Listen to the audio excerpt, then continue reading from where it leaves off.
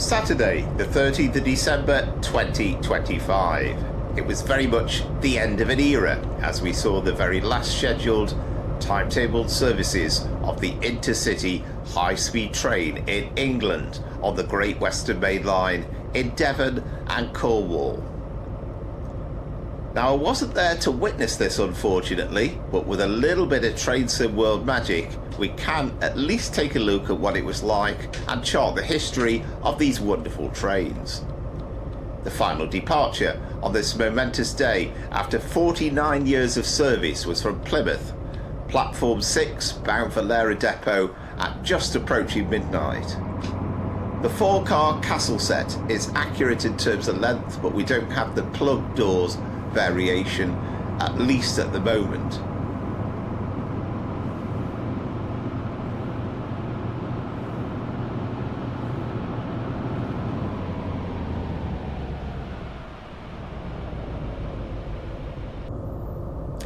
There are still a few remaining in Scotland, and they may just carry on for a little while longer, but enjoy those if you get the chance, whilst it is still possible to ride on them.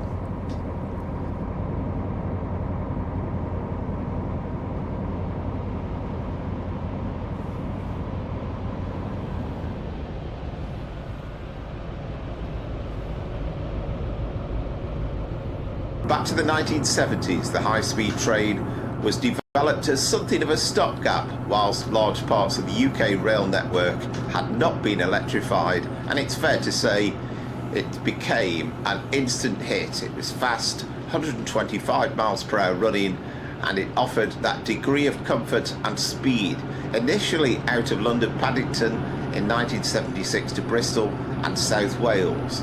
They were classified as Class 253 as a multiple unit comprising of 2 power cars and a set of Mark III carriages. Then onto the East Coast Main Line from King's Cross to Leeds and Edinburgh. They were initially Class 254, later the 2 power cars became Class 43s. This was the Intercity Executive livery, which was later transitioned into the lovely Swallow livery.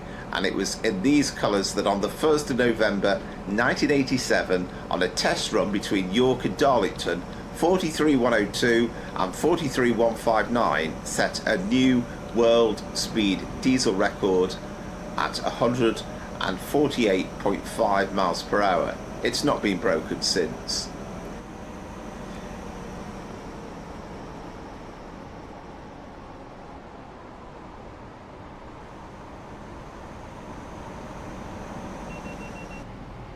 They have seen extensive usage on the Midland Main Line too.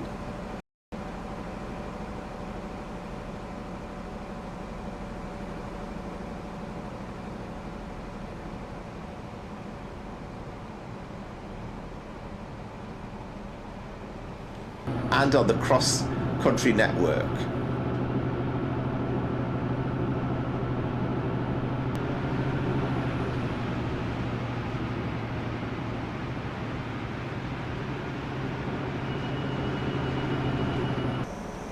And over the years, there has been a great variety of colour schemes. Here are a few examples, and there's 1 or 2 fictional ones thrown in there as well for good measure.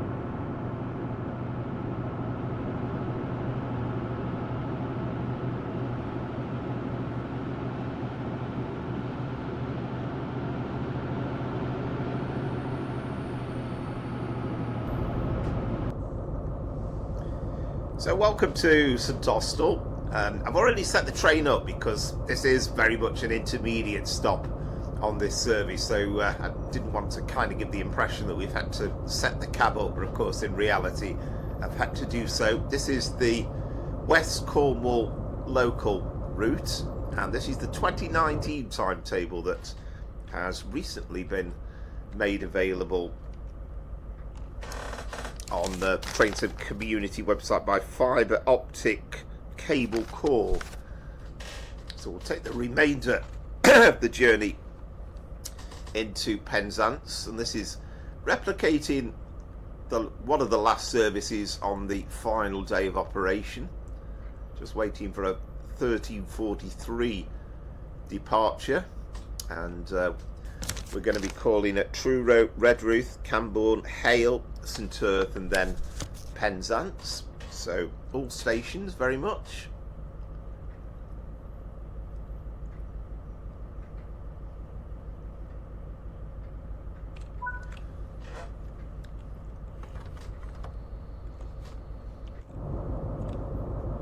Of course, this is the castle set, so 4 carriages. We don't have plug doors in place, and there is going to be an official pack at some point by Liam Grubdog Games, I think they're called. So he's going to include a load of additional liveries, and he will include this castle set in an official. But of course, this is all part of a. Actually, we had the short sets, I think, included on. Was it included on Cardiff City Network as well?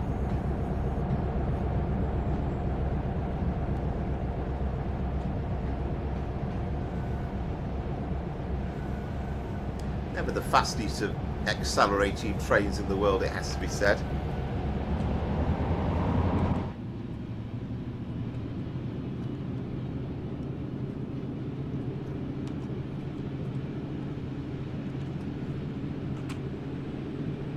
It's not going to be fast, but we've got about 12 miles to go to our next stop at Truro.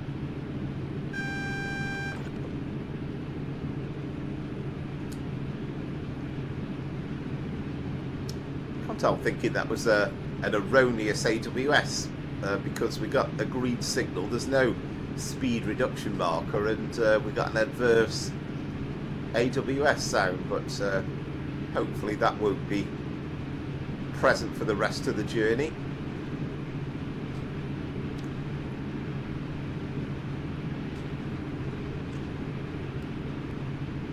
Should get the instrument lights looking a bit brighter as well.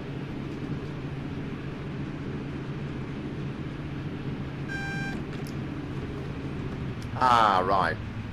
So that's single yellow. So maybe it was adverse, the previous one. Perhaps it changed to green just as we were approaching.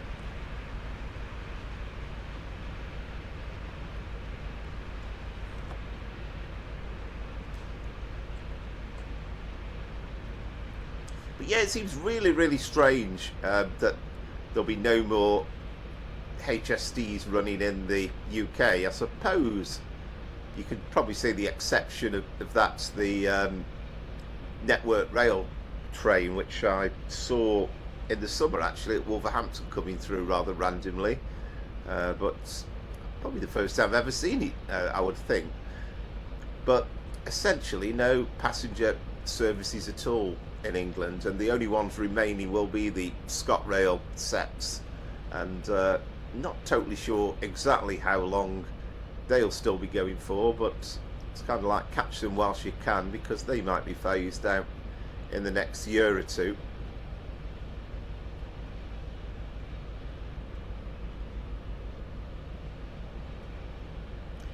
So I'm just keeping an eye out for this next signal, because it could be red.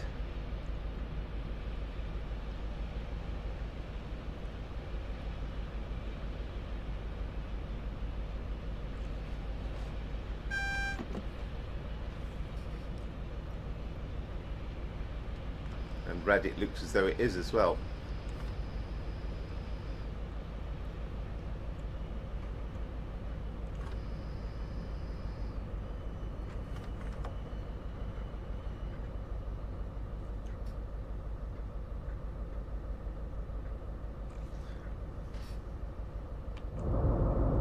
It gives us a chance to have a look at the set in a bit more detail. Of course, it was all branded in Great Western Railway colours when it was first released, Great Western Express, many years ago now.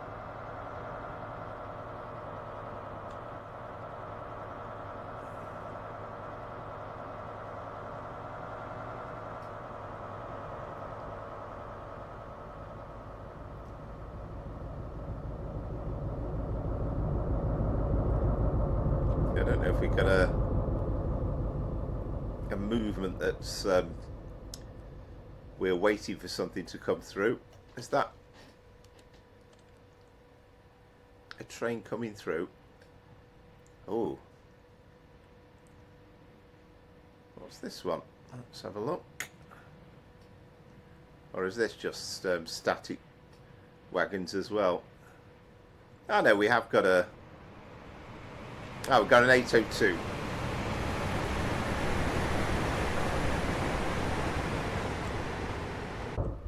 There we go. So we're green now. That was what we were waiting for. It's not the fastest of journeys, it has to be said, into Penzance. You kind of get the feeling once you've thrown off that Exeter to Plymouth section, and even some of that's not the fastest. So it starts off quite fast from Exeter to St David's, but then gradually seems to get slower and slower, and then beyond Plymouth it's becomes really slow.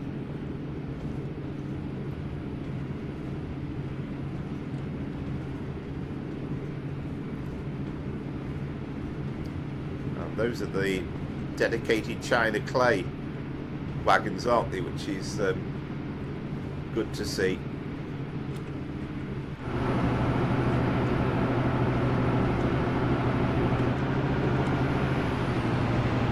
That's a very good place to do that, was it? Neither was that.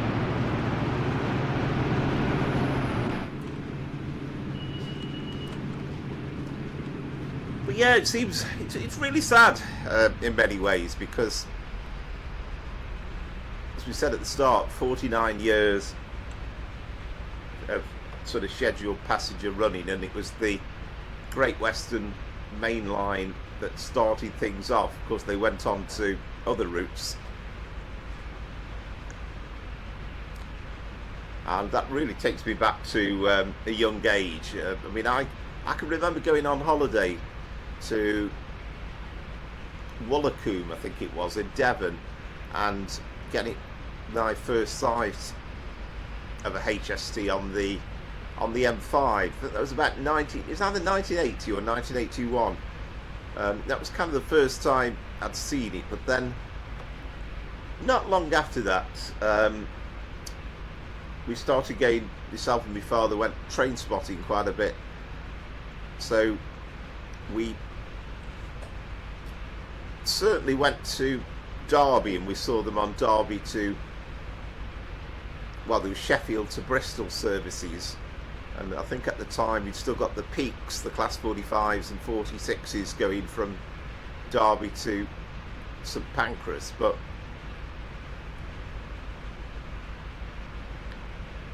that was the first sight. Then we sort of moved on to Birmingham New Street. We went a number of times, and we saw HSTs there, and that was mainly also at the time on those Sheffield Bristol services. And of course we went Derby again, and they were obviously the peaks were replaced and the HSTs came in. But then more significantly, in my neck of the woods, around Stoke-on-Trent, we started to get them introduced on cross-country services, and it was kind of a new concept because British Rail had pretty much always operated trains to fit the type, as it were. So if there was overhead lines, then they would swap them over, and you got substitutions. But they made the decision in the early 80s to start running HSTs under the wires, as it were. So cross-country services became HST operated for a while. So we saw them more regularly coming through Stoke. And I know one of the trips when we used to go Stoke Derby on a DMU, but one of the times we went off to the short journey, but to Leicester, so we got the chance of riding on the HST.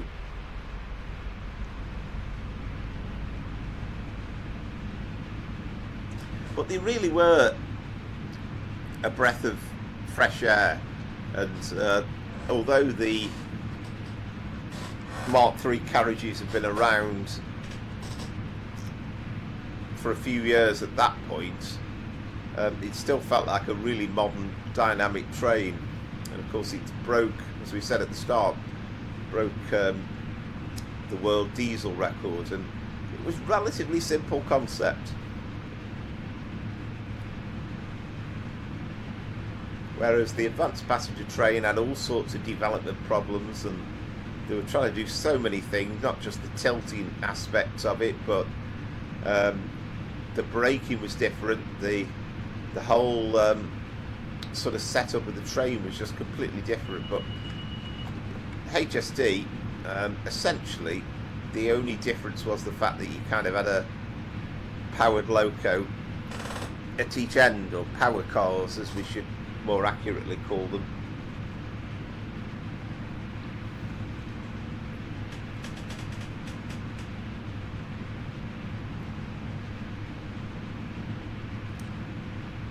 They were tremendously successful and were the backbone of all the TV advertising, and this is the age of the train. And it was, for the first time in a long time, British Rail just had something to show off about, because they had a modern, fast train that people actually loved. And it was around about the same time as well where the saver tickets were advanced, because I think back in the 70s you had away day tickets, which I think were kind of within a 50-mile proximity.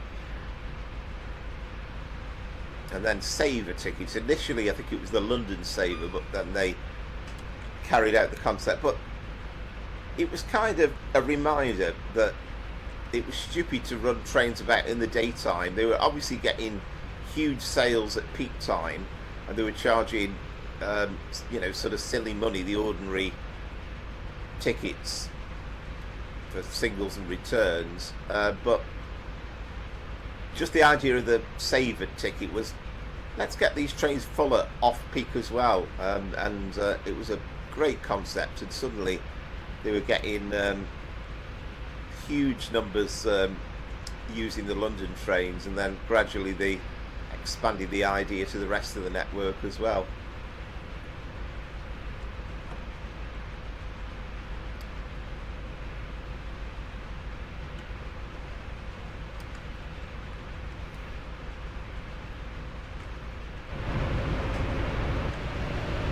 I would see a bit better this time.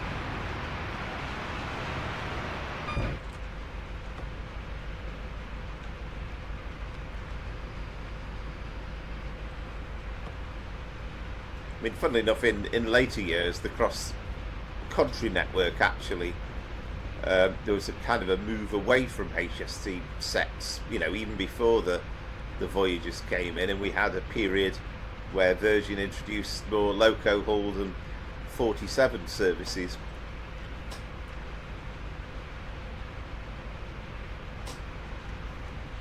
And of course, the East Coast Main Line dropped its major use of the HST once the lines to both Leeds and Edinburgh were electrified, but they still had a number that we used on the destinations where it wasn't electrified, so Aberdeen being the main one, Might have been one or two others as well. Was there an occasional Lincoln service, for example? Hull as well.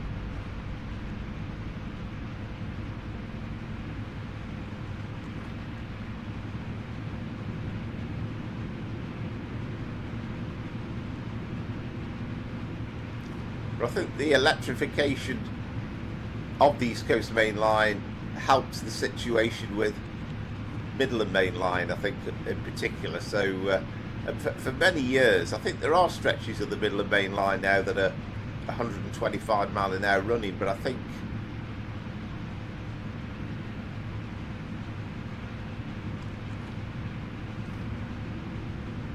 at the time of introduction on the Midland Main Line, I don't think there was. I think it was kind of 110 tops.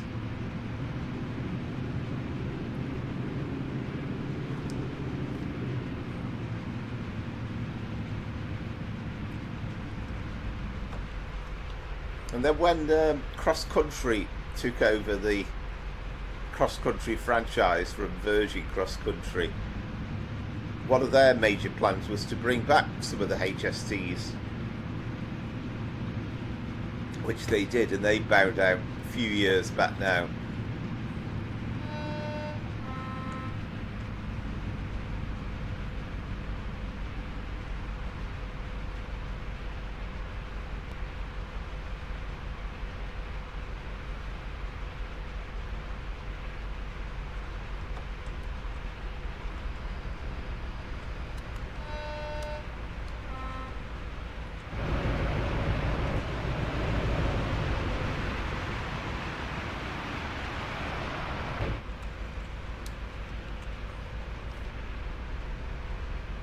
Yeah, it's certainly a train I've grown up with, and so in that respect, so, you know, it kind of makes me feel a bit older, the fact that they're now reaching the end of their lives, but they have been a very, very solidly reliable train. Of course, I'm not even going to go into all the engine changes. But originally the Valenta Paxman engines, which had that distinctive roar that I think most of you all remember. Of course, there's different variations now. I think the issue was that we had a particularly hot summer, and some of them started to catch fire. So I think that led to changes, as I recall, anyway.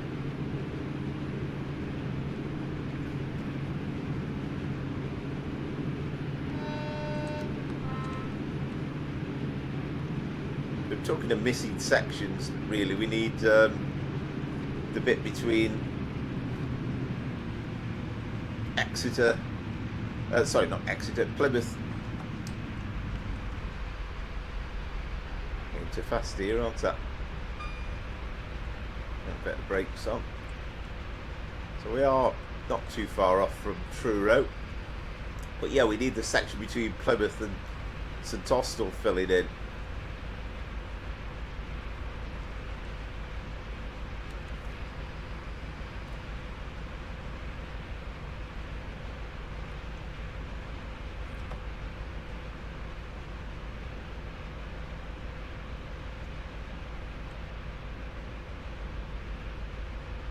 I'm trying to make this as accurately as possible, and we're driving it in December. I mean, it is an older add-on, so kind of the quality of the lighting is not up to the standards that you would get on the later TSW routes.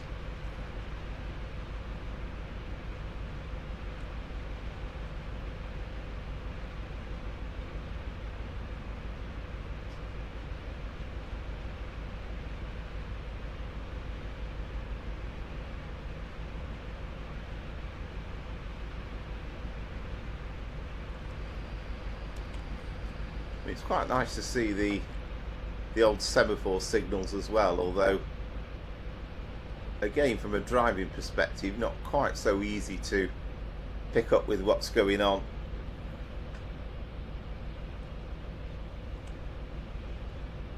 Definitely being a bit overly cautious with the approach to Truro here.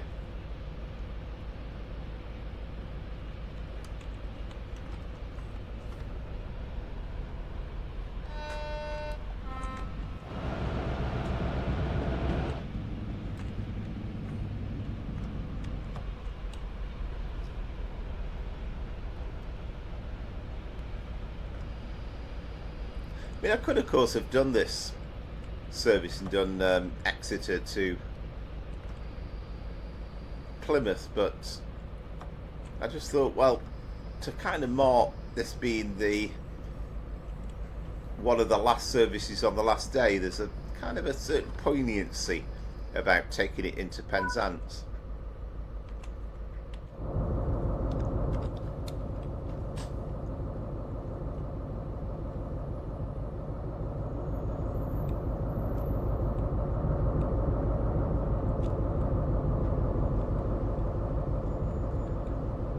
Looks actually brighter going the other way, doesn't it? Looks quite dull heading down to Penzance.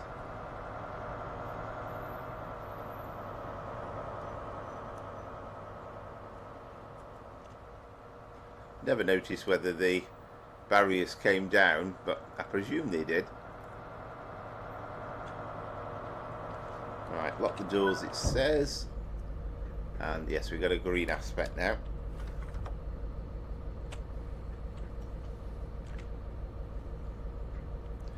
Not the quickest in the world releasing the brakes. You could see the gauge down there in the bottom left, the second of the dials.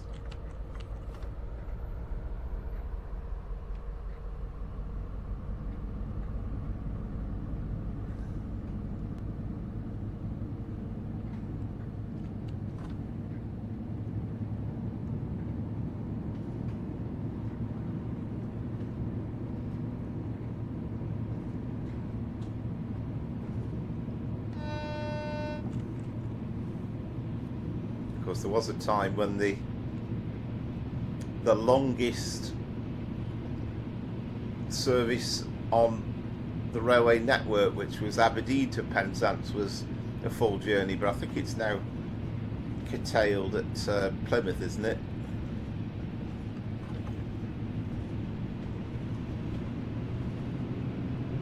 It's about 7 miles to Redruth, so the stations will come on reasonably thick and fast.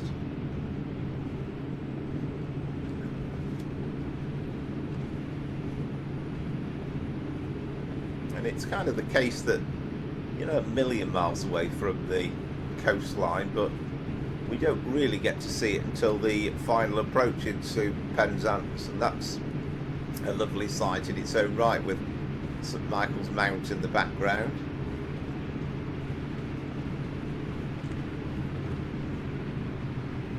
We'll ease off the power because it's a 60-mile-an-hour speed limit.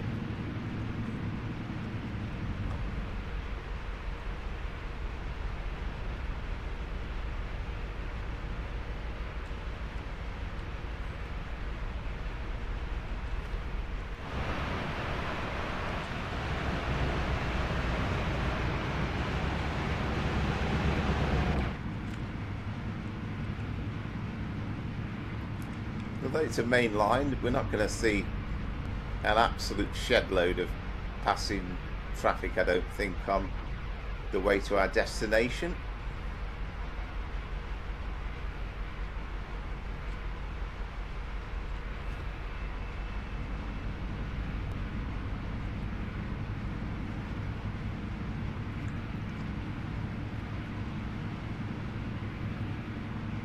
So this is very much the end of an era, the last of the HSTs in England. But in terms of the game itself, Trainstone World 6 and even into Trainstone World 7, I mean, there's a heck of a lot of exciting stuff to come out in 2026. I mean, we know about route-wise, we've already got the Trent Valley route announced. So that'll take us from Crewe down to Milton Keynes. So Crewe to London Euston becomes a possibility. Just Trains are doing Crewe to Preston, and they've already announced that their route after that is going to be the Cumbrian coast from Whitehaven to Carlisle.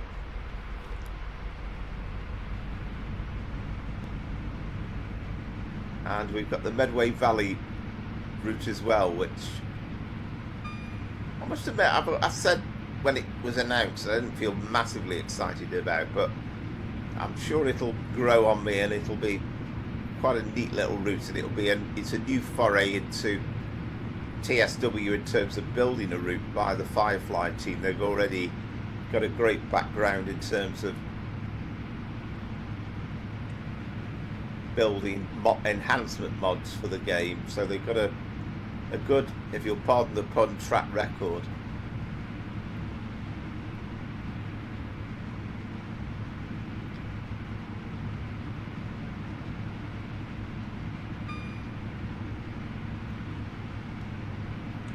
And then we also know that Johannes is extending the Mildmay line, the North London line, to Richmond as well, so Richmond to Willesden Junction, so it'll mean full Richmond to Stratford. I know people will be crying out then for the Clapham Junction extension to be built, and as somebody said, I think in the stream, the next thing they'll say is, well, if you've done Clapham Junction, you might as well extend it to Waterloo, and so on and so on. But I think at least to begin with, the announced extension to Richmond is going to be tremendously exciting, and hopefully it'll include D-stop trains, although not massively accurate for now, but it'll be a nice fill-in for the District Line trains.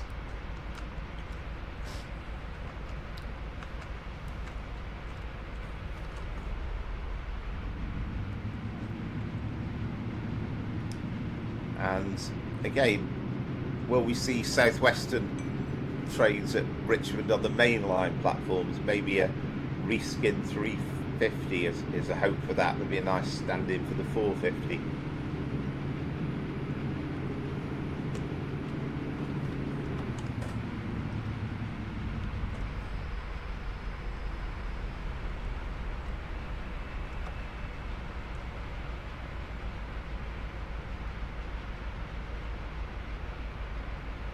And the Class 90 from Alan Thompson simulation as well is going to be good, and hopefully that's the first of a series of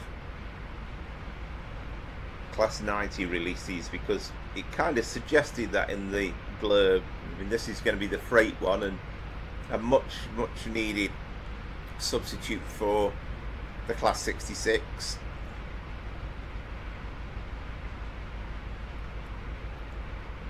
And we've also got for West Coast Main Line South as well, we will have the 805, and then I think eventually, I don't know whether it'll come out just with when Trent Valley's released, but the 807 as well. I'm trying to think what else has been announced UK wise. There's the East Coastway pack as well, which again will hopefully bring some new life into that, with greater versions of the 377 and also a 171. I think it's 171, isn't it? Or is it 172? Confusing myself now, but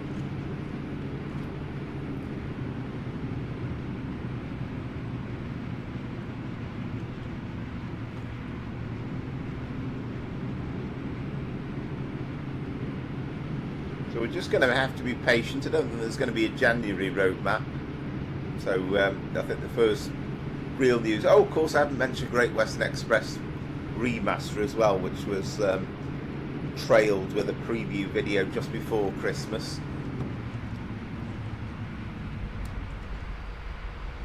And that's looking mighty fine as well. That will certainly enhance a very old route there. Would have been nice to have seen added route mileage or a more modern version with overhead catenary, but probably mixed views on that.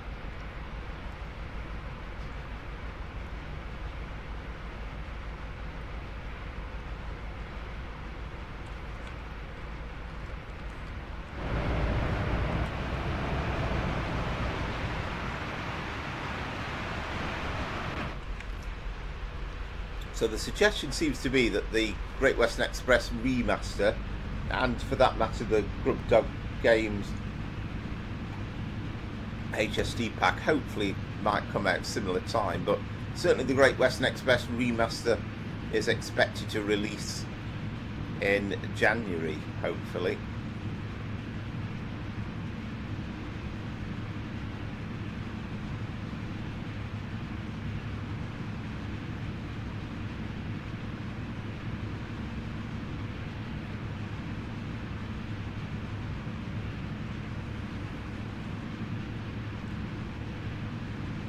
So we've got 40 mile an hour just literally on the platforms, but you kind of need to be sure that you've got your speed down to below 40 by that point. It doesn't massively affect us as we are stopping at Redruth.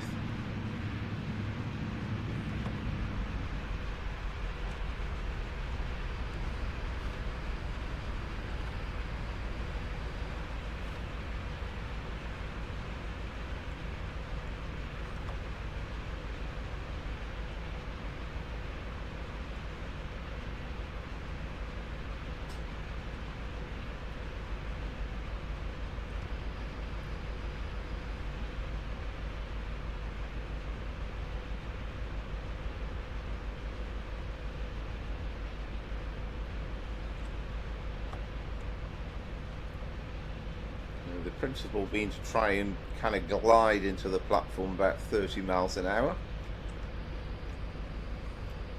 Although the brakes aren't the most effective in terms of coming off with the HSD, a little bit of forward planning, I guess in theory it's probably easier to drive these castle set trains than the longer ones.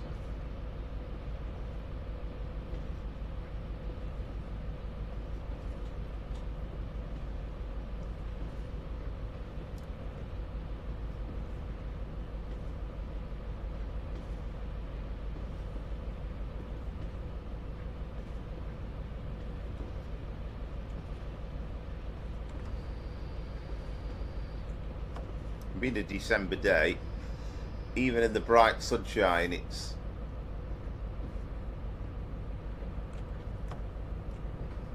still slightly on the duller side for December. I mean, it probably doesn't help the fact that it is an old route, so we're not running with the what's it called? Is it Todd 4 lighting?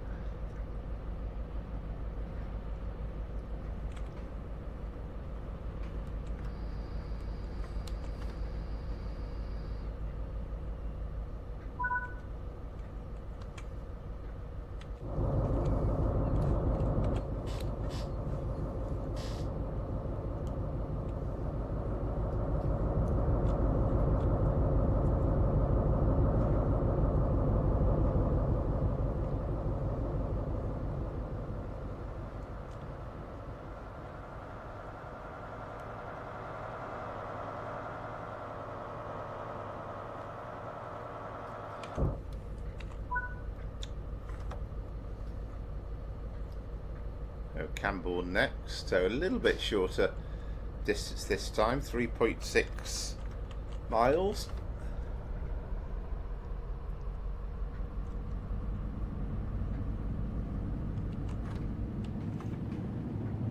So bear in mind with all those releases, I mean, it's amazing how quickly the time passes, and I'm sure plans have already been formulated and DTG know what's happening in terms of TSW6, and that'll kind of come about July time. It's kind of fingers crossed that all the things they've announced so far, no guarantees of course, but hoping that they will be released between now and, well, August I guess really, and then September probably be the time for releasing TSW7.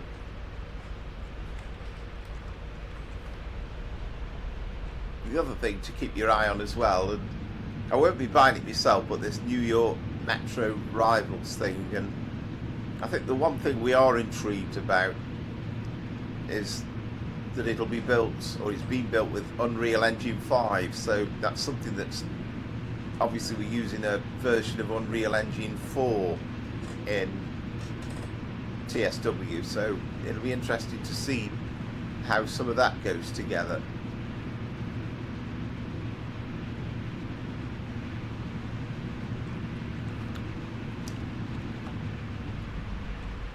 So I hope you've enjoyed the videos, by the way, over the Christmas kind of New Year's period. And thank you very much for all your support, and if you haven't already done so, if you consider liking and subscribing, I'd be tremendously grateful, and your support always hugely appreciated.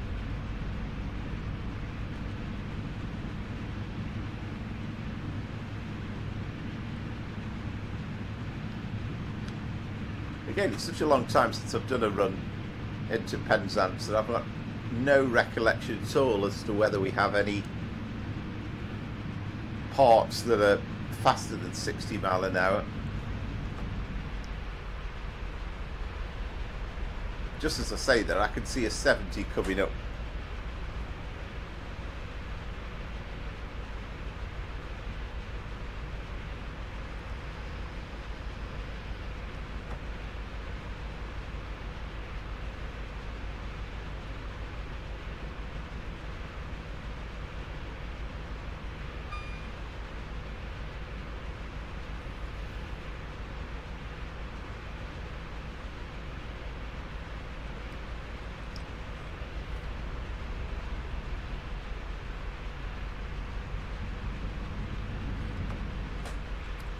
We've had the end of the HSTs in England, December 2025, and also the Class 455s as well. And South Western Railway utilising their final ones. If I get the chance, I'm hoping to do a Train Sim Classic video with some description to kind of mark that a little bit.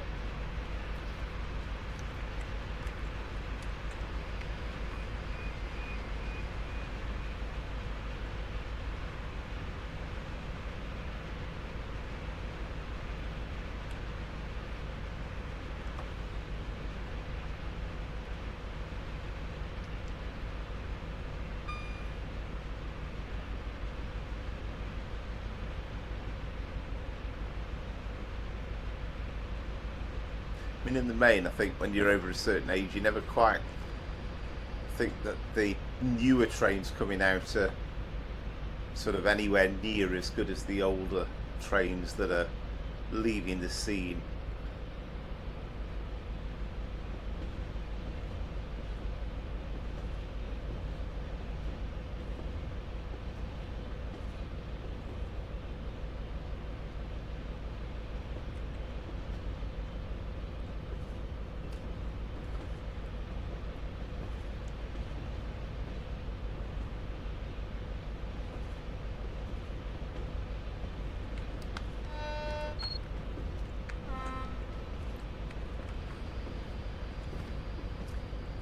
There we go, we've got an 802. So it's good the fact that we've got the newer timetable, because it does at least give an extra feel to it. The strange thing was, I think the route was originally built in 1991, but it's kind of a main line that a little bit of time has forgotten about, because I can't imagine it's massively different. I don't know about the signalling.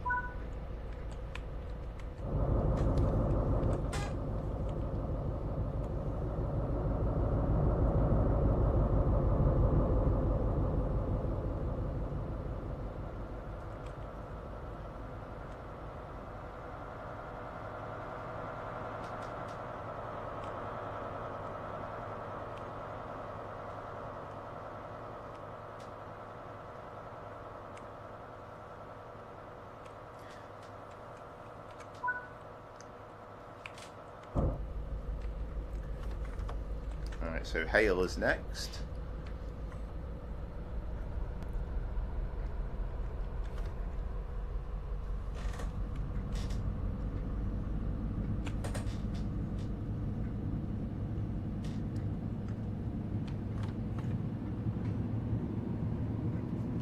When we get to St Erith,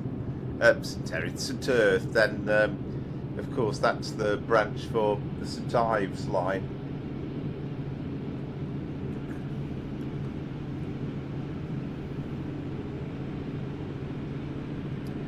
Again, if this really was this last day of service that we're replicating here in real life, and I'm sure you've seen loads of YouTube videos capturing the day, but the platforms would have been absolutely thronged with rail enthusiasts. But I think it's one of those trains that it's one of the rare trains, and a bit like when the Deltics went all those years ago, I think even non-rail enthusiasts have got a little bit of nostalgia about the HSTs. And they might have referred to them as the British Rail brand name for them, which was Intercity 125.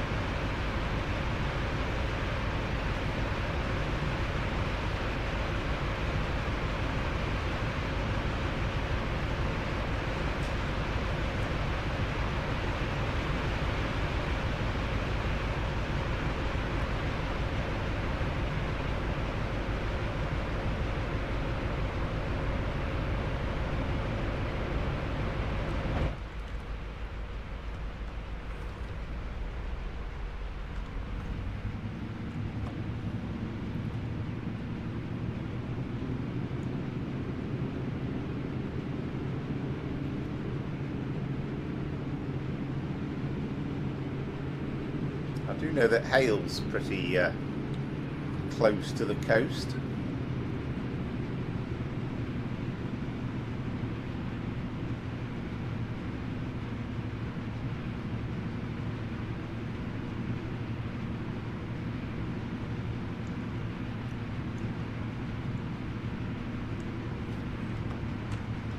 Yeah, I saw that 50 ages back and still didn't put any brakes on.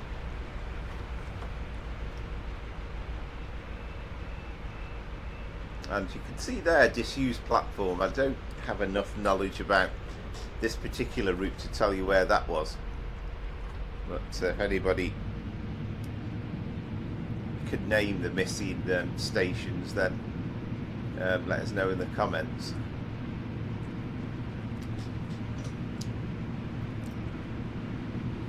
Hope as well for 2026 that they could make some of the bugs and issues a little bit better. I know they are working on trying to fix the blurry textures. I mean, there is a finite capacity of the consoles. You know, I'm not very technical on this subject, but I do understand that. So it's kind of one of those situations where it's still not going to run perfectly on the consoles, but hopefully when you get the consoles with the better memory, then over time it's going to improve.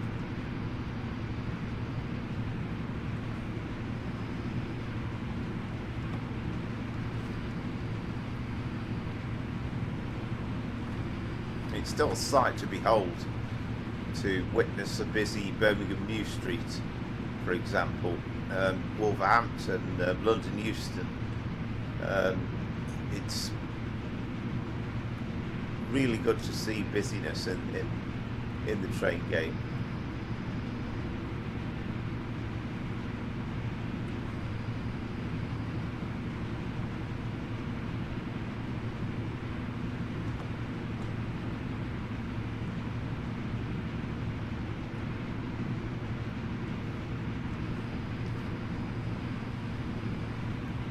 Quite nice to actually have a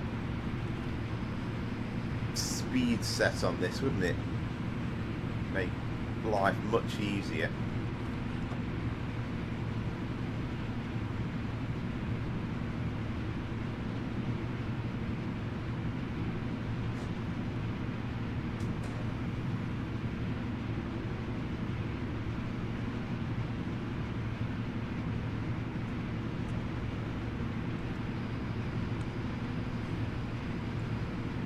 I did kind of jot it down, the final run-ins on this last day,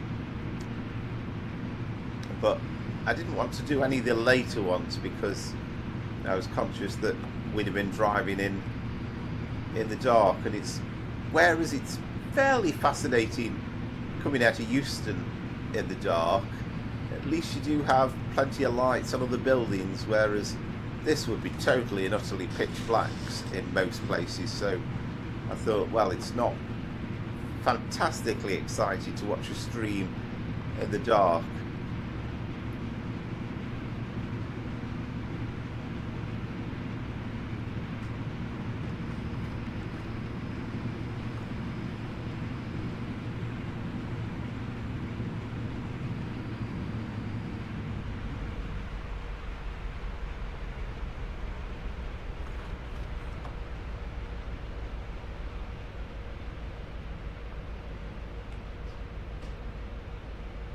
Yeah, these stations just creep up on you thick and fast.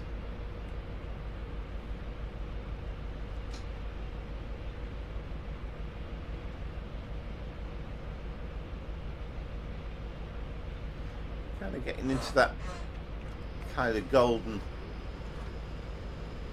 winter's early afternoon, even on such a nice day as this.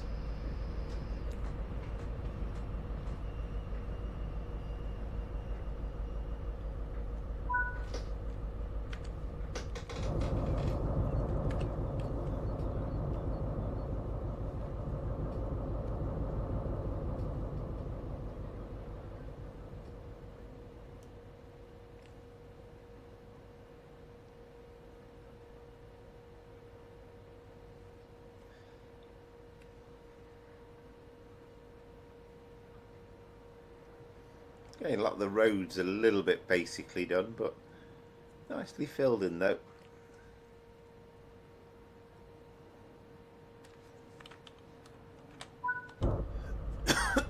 Excuse me. So we're not too far from Journey's End.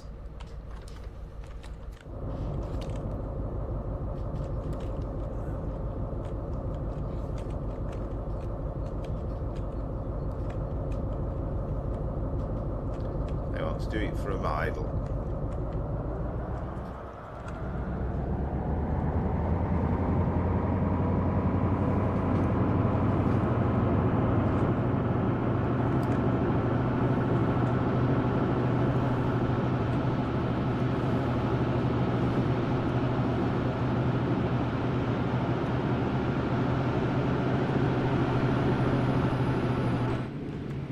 I mean, it's probably the most enjoyable part of the route, actually, is the bit between. I mean, I love the St Austell to St Ives. That's quite an exciting little section, actually.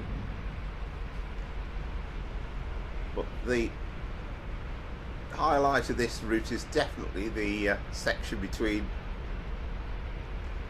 St Austell and Penzance, particularly the final stretch into Penzance. I mean, dare I say it, although it's pretty lovely, it's relatively boring. And don't get me wrong, Cornwall itself is not boring. It's a beautiful country, particularly if you can escape the crowds in the summer. But this section of it is not the most exciting. And it just feels, again, you know, I don't want to get on my high horse about it, but it's kind of a pointless start. St Austell, you know, you want a meaningful station that you started from. Plymouth would have been incredible, because we'd have got the gateway between Devon and Cornwall as well, with the Isambard Kingdom Brunel Bridge.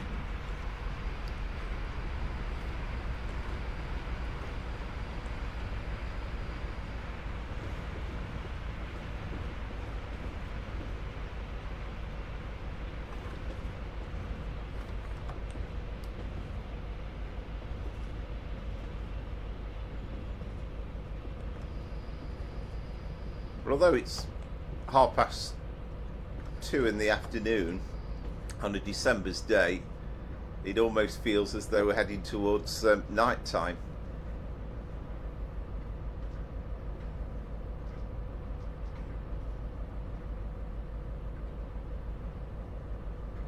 So we are mindful that at the moment we've got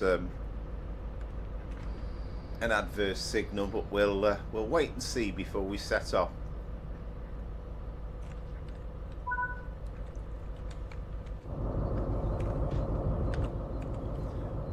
Not even sure I've ever driven the section between St Austell and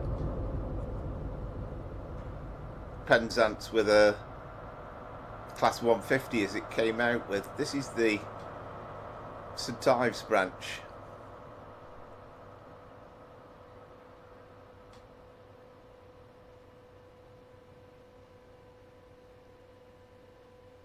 I've probably done more runs off to St Ives and back than I have any other sections. Really must visit St Ives in real life.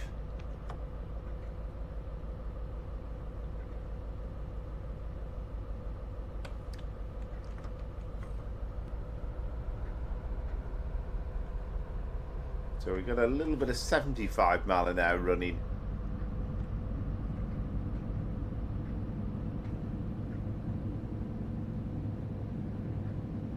There you go, that's confirmation that that signal's down. I didn't really check that properly.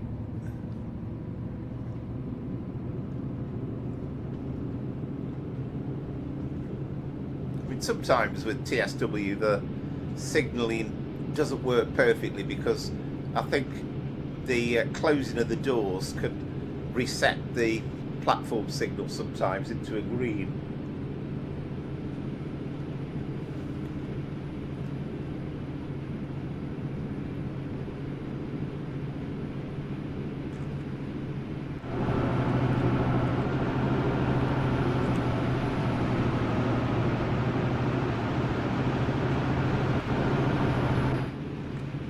Yeah, if you've got regular memories of riding on the HSCs, I'm sure you have, then let us know in the comments, and any experiences that you can think of. But yeah, very much the end of an era, and very successful.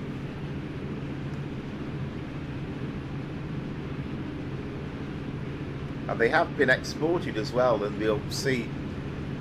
Is it Mexico they've gone to?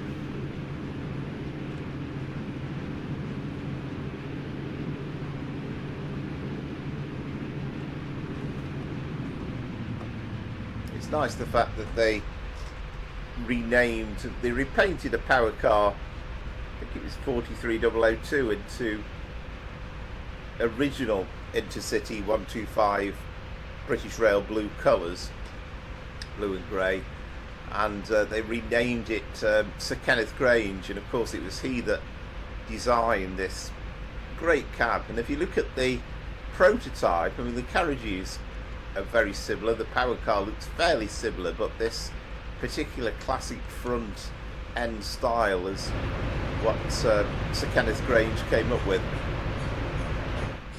and it just provides a fabulous view for the driver.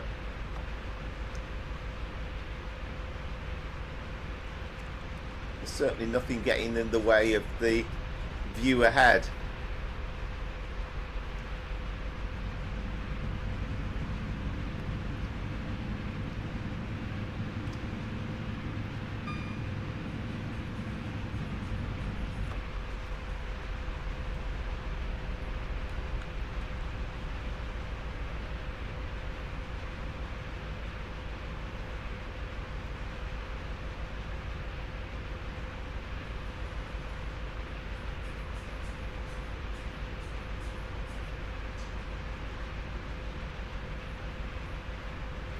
There are plenty of other services in this timetable as well, so we've not seen a cross-country service, but I think they were still running in 2019, so there is the one or two that were included at the time.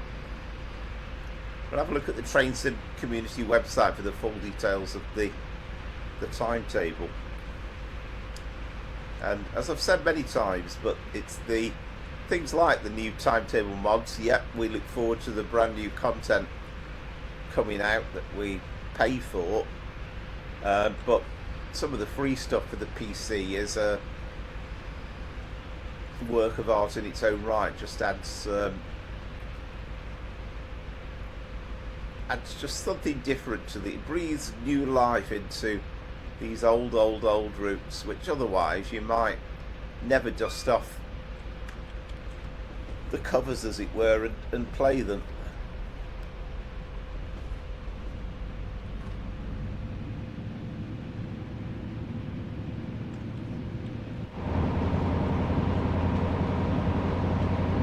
There we go, that's St Michael's Mount, which kind of heralds the approach into Penzance.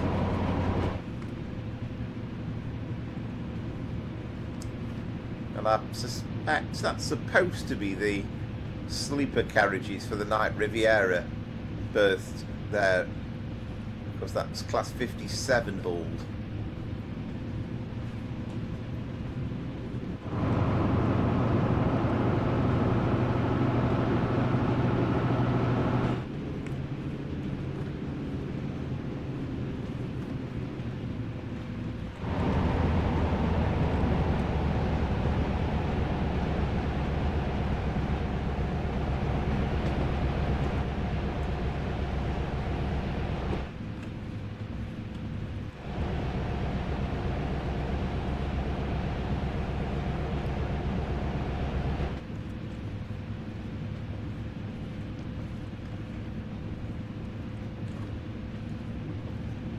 If you get the opportunity, if you've not done it before, then we are live at 5 PM on Sunday nights for Trade Sim World 6 action.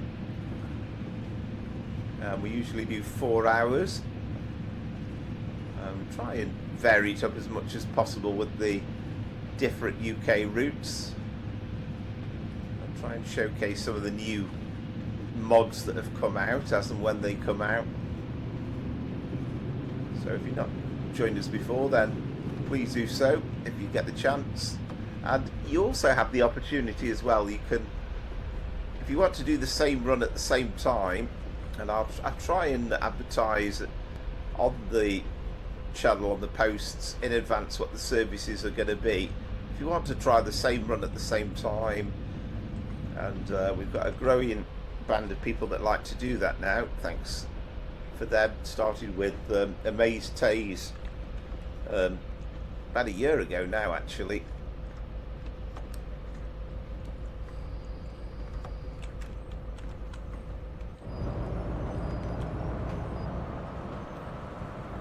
But we've got quite a hardcore element now we do. So we have Electric Blues and Brian and Concord, and Seb likes to take part as well.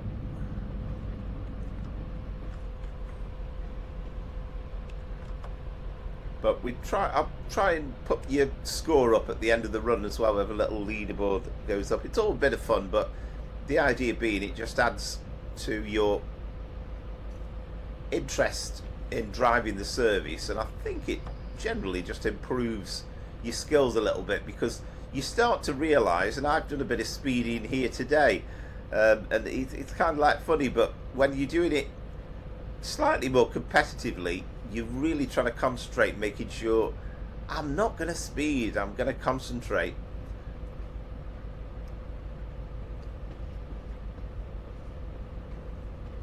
So coming into Penzance, one of these strange stations where you've got a canopy but right at the end, so the majority of the platform completely open to the elements. Of course, we're right adjacent to the beach here at Penzance.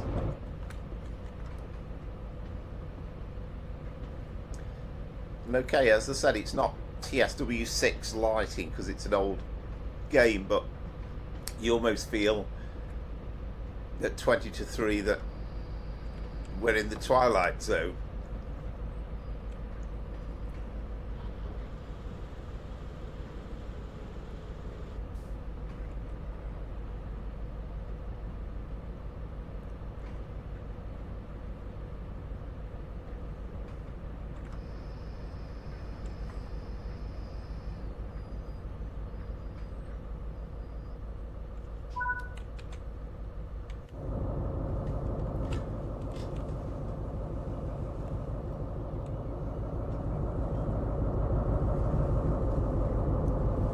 Again, quick look at Penzance. Not a bad little place actually. Only been here the once, but I seem to remember it was the end of October, and we had to have one of those lucky times where, although it was end of October,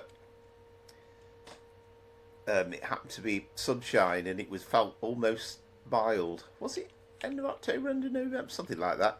Anyway, that's a few years back. So thank you very much for watching. Hope you enjoyed it, and thank you for all your support in 2025. Happy New Year to you. And that was the end of an era, the high-speed train in England. Let's hope they carry on at least for the next 12 months, maybe a couple of years in Scotland. It'd be good to get the chance to have a ride on that one last time. Never been on a ScotRail HST, to be fair. So thank you very much, and until next time, from Powerflower Trains and Planes, for now, it's goodbye.